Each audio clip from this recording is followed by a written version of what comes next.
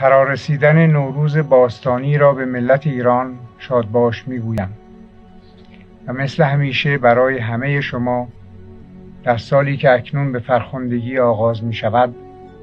شادکامی و رفاه فراوان آرزو می کنم. خداوند بزرگ را سپاسگزارم که امسال نیز مانند سالهای گذشته در پرتو الطاف و عنایات کامله او جشن نوروزی ما یک جشن واقعی است که در محیطی آکنده از پیروزی و سرافرازی ملی و با امید و اعتماد روزافزون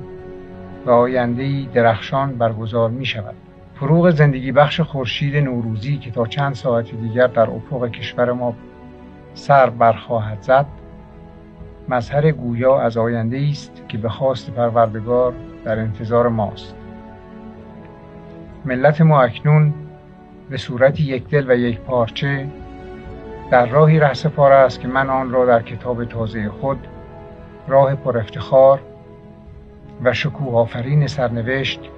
به جانب دوران زرین تمدن بزرگ نامیدم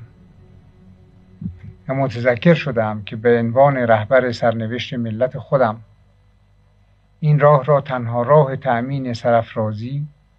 و نیکبختی این ملت می‌دانم. حالا فیلم کوتاه